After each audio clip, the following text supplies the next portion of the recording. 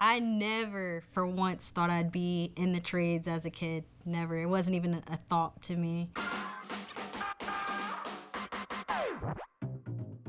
The idea of becoming an electrician didn't even hit my mind until I started getting laid off from jobs that I thought were good jobs. And I started researching what careers, aren't gonna be replaced by AI anytime soon. And I landed on electrical because it was something that you can make a really good living off of, you get benefits. And also I like the idea of being able to work with my hands and still being creative in that sense. My name is Stewart. I'm 34 years old and I make over $40,000 a year as an electrician in Raleigh, North Carolina.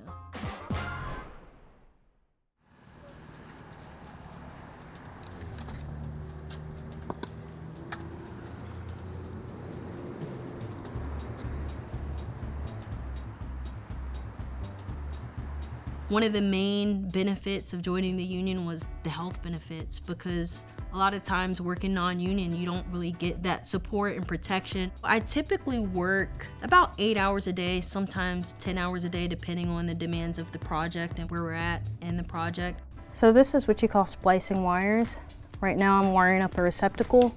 So you always do the ground first, and then the neutral, and then the hot. I'll typically wake up around 4:30 or 5, get up, brush my teeth, have my coffee, get dressed, and then I'll drive to the job site. The day-to-day for the commercial space would be running conduit, running wire, putting in boxes, setting up electrical fixtures, handling material. We'll be doing that throughout the day, and then typically around 2:30 or 3 is when we end the day, and then I'll drive back home and then kind of reset for the next day.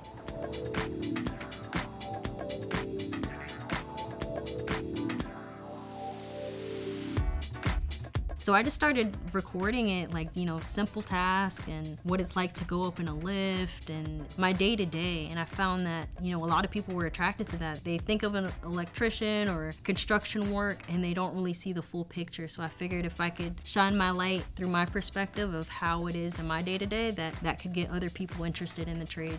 So there's a lot of things that I love about my job. I love that every day is different. I get to see things from start to finish. We'll come in where it's just completely dirt. So to be able to see that dirt go to an actual building and then being able to flick on the lights and seeing everything, come to life, I think that is so satisfying.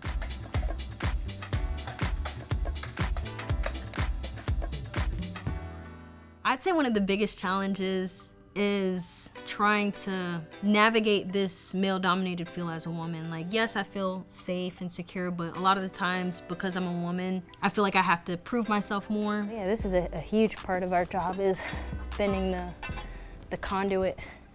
A lot of times I have to tell them, it's okay, I've got it, I can do it myself.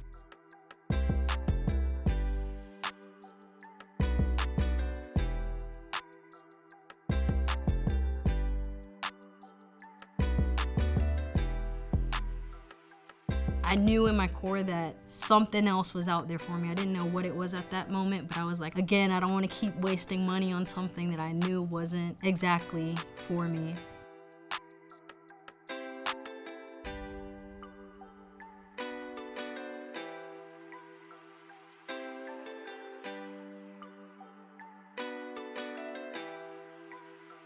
I definitely considered the fact that I'm a woman. You do have to lift and do certain things that, are physically demanding. So I landed on electrical because I figured I'd be able to handle that.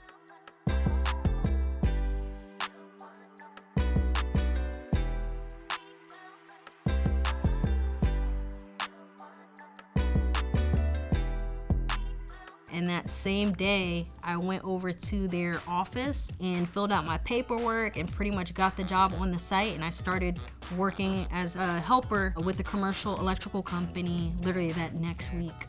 I was pretty much thrown out there.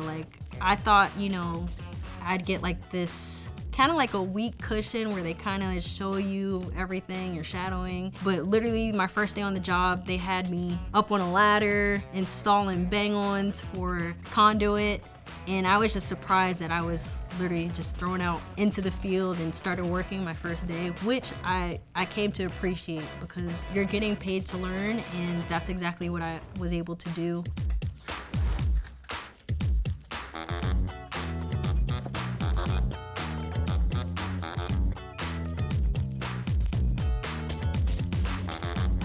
So I actually take my aptitude test in March, so it's coming up pretty soon. And then after that, I believe it's about a month or so to when you get your interview date. And then after that is when you find out if it's a yay or a nay. There's such a huge spotlight on the trades right now that there's a lot of people running to the unions, which is great, but it does make it a lot more competitive because there's so many applicants now.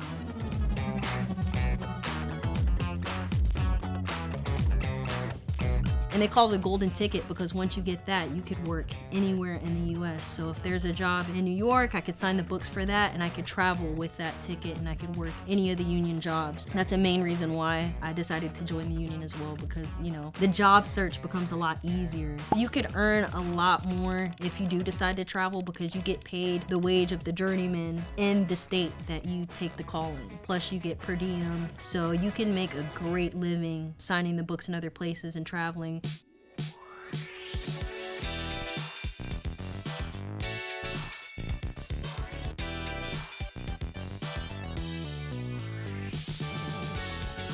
I feel like you can make as much as you want to make as an electrician. It just depends on your drive and what you decide to put your focus on. So for anyone that's wanting to get into electrical trade, I think that is a great step in the right direction. But the first thing that I would do is I would research as much as you can. And when I say research, I mean like going on YouTube and different social media platforms and looking at the different sectors of the electrical field, because each sector varies a lot. Don't let lack of experience be a block that keeps you from entering the trades. I know it can be kind of scary, especially, you know, coming into a male-dominated field as a woman, but it's definitely possible. You just kind of got to power through it and just take that first step. And then from there, before you know it, you'll have years of experience under your belt, and it kind of becomes second nature to you. So don't let lack of experience stop you from getting into the trades.